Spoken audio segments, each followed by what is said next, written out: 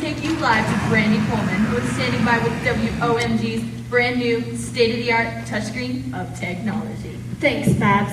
Here at WOMG Action News, we take a great deal of pride in being on the forefront of innovation, which is why we're the only Crazytown news station with this amazing new touchscreen of technology. Babs may have mentioned that it's state-of-the-art, but it also happens to be world-class. Now watch closely. First, I'll double tap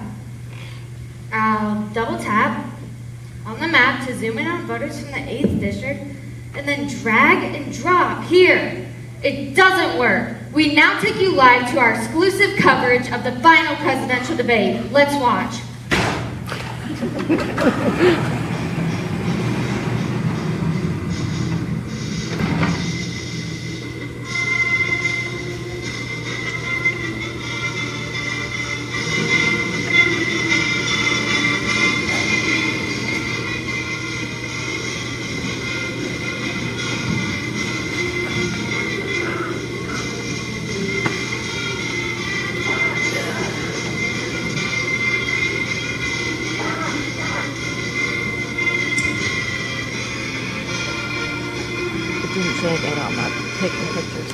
Welcome to the Crazytown Elementary School Presidential Debate. I'm Sophia from Miss Brady's class and will serve as moderator. Today's debate will be structured in a town hall format with questions posed by you, the students. Now please join me in welcoming the candidates for your student president, Eddie Grantwood and Caitlin Parker.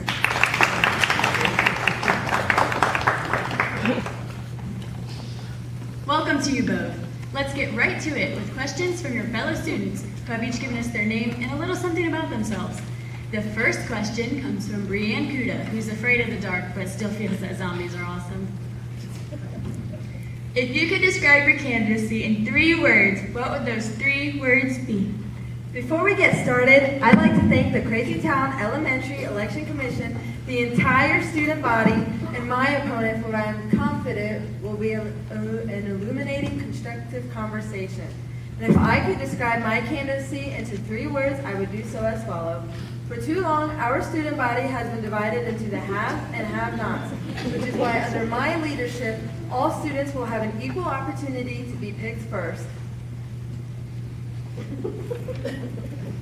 Well, before we get started, I'd like to thank the Crazytown Elementary Election Commission, the entire student body, and my opponent for what I'm confident will be a constructive, illuminating conversation. I would also like to thank the Tooth Fairy, someone my opponent did not thank, presumably because she isn't a true believer.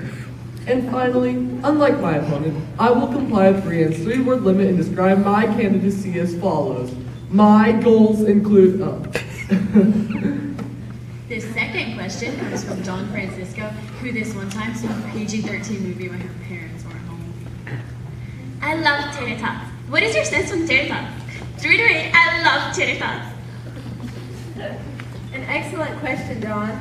As you can see, over the last decade, school lunches have seen a disturbing decline in overall quantity of tots, which is why I pledge to reinstate the legislation known as a lot of tot, which will adhere to my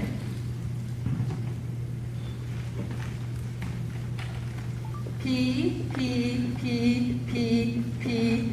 plan.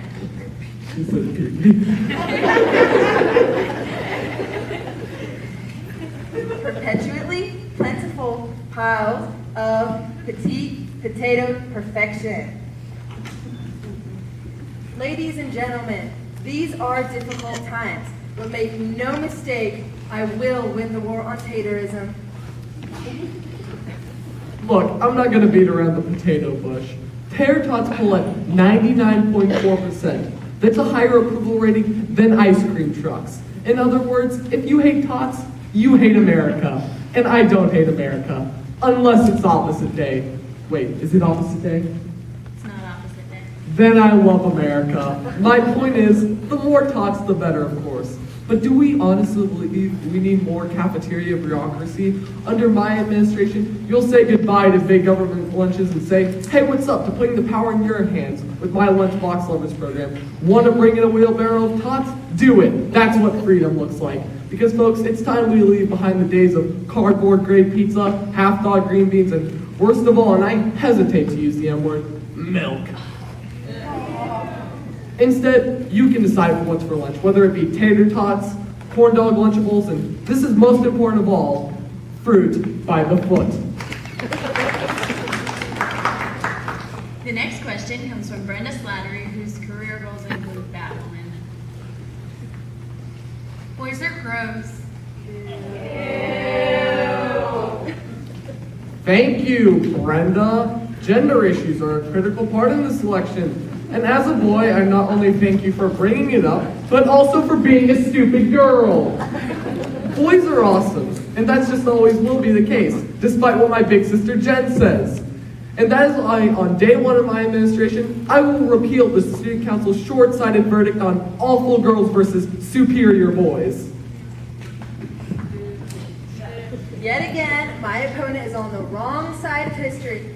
Awesome girls versus silly boys has been our generation's most influential ruling, which is why I will throw my full support behind it and ensure that every strain of cootie and the yanking of pigtails is eradicated. That is outrageous. Pigtail yanking rights have been in the days of our forefathers.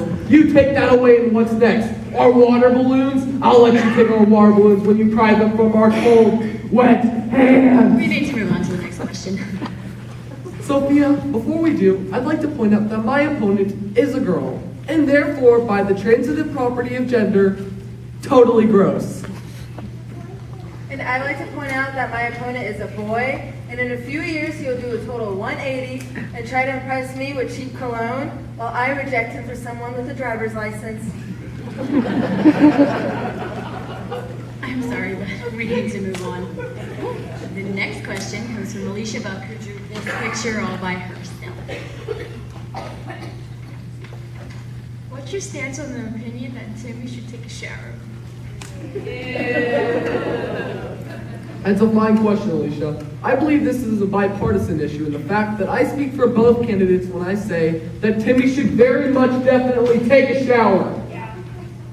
The two of us don't always agree on everything, but we can set aside our differences to come across the aisle to work on a simple solution because, simply put, Timmy smells terrible.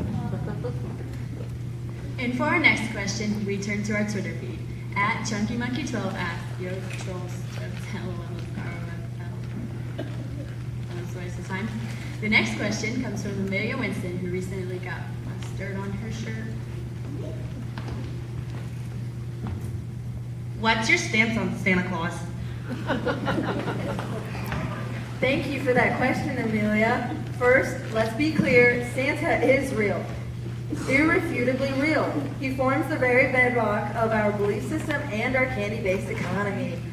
With his jolly demeanor, Mr. Claus outsources hundreds of good American jobs overseas to his North Pole sweatshops that violate our elven labor laws. And should we ignore the growing obesity epidemic of the food pyramid? He only eats milk and cookies. In summary, Santa is real. Yes, and Mr. Claus is not and has never been too big to fail.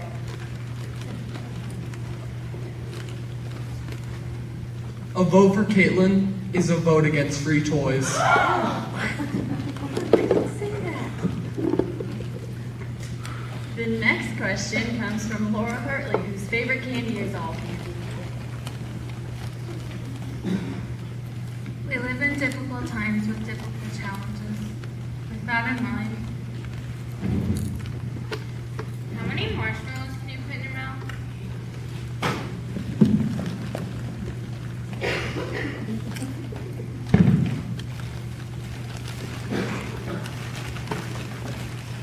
One.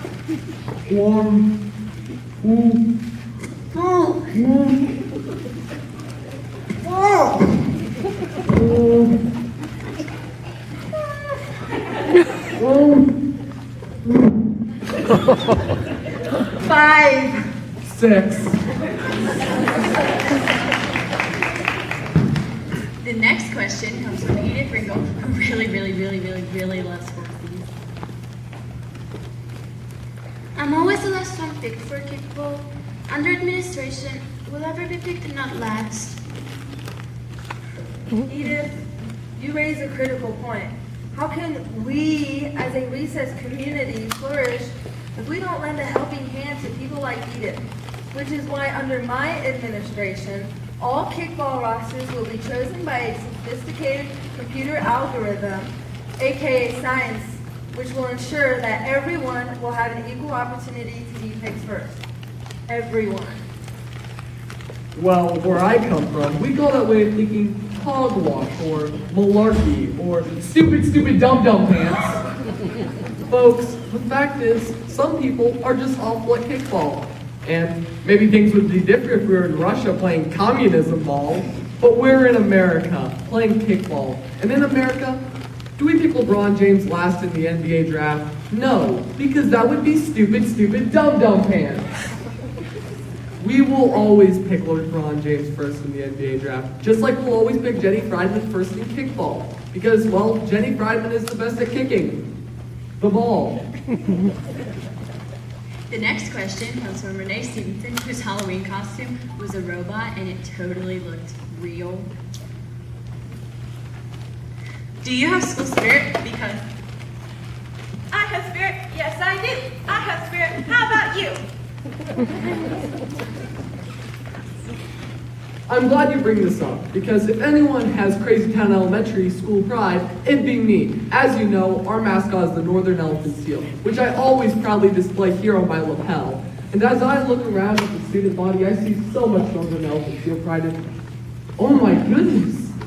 I'm just realizing this now, but my opponent doesn't wear a lapel pin. How fascinating. I guess school pride just isn't for everyone. Isn't it compelling that my opponent must overcompensate on outward appearance? A person's true spirit isn't in his lapel, but in here. I don't flaunt my school spirit on the outside. It's on the inside is what counts. And by inside, I of course am referring to this Northern Elephant Seal's handkerchief. As you can see, it is noticeably larger than my opponent's lapel pin. Folks, we all know school pride just isn't about size, but also about quantity. And not only do I wear this lapel pin, but another 4 right here.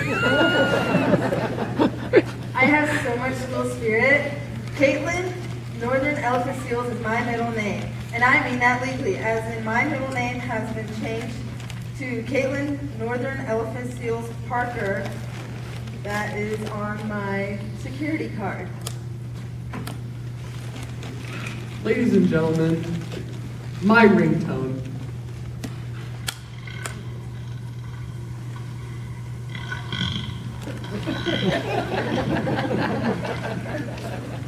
Alas, my opponent just played the call for the Western Elephant Seals.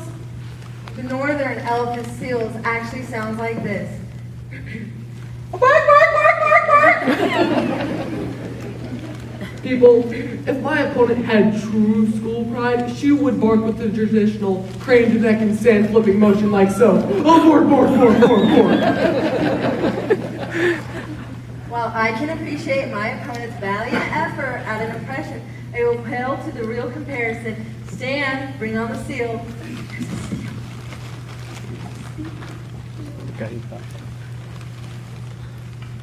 What's that?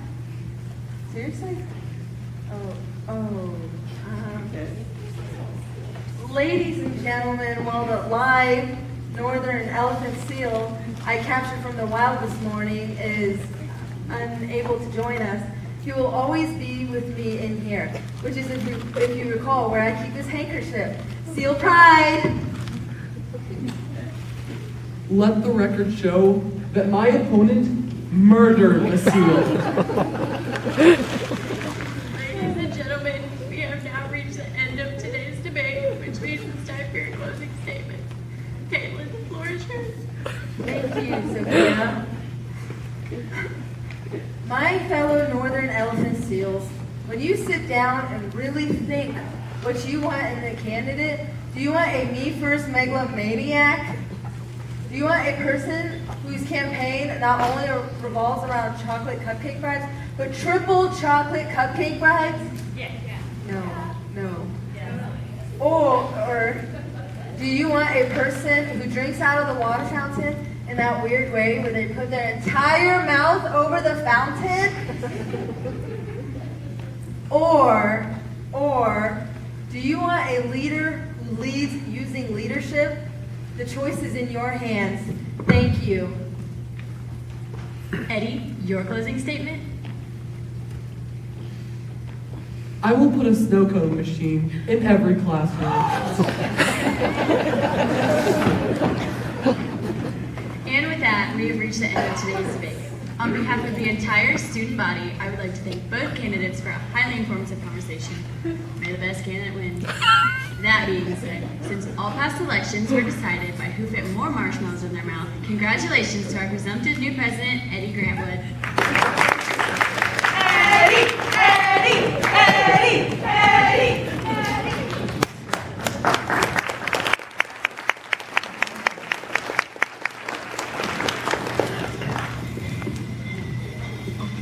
And we're back! Breaking news in the world of fashion. Plaid is in. Denim is out. An extra black is the new black. Also, permanently out of style, bikini, wow, pregnant. Don't do it.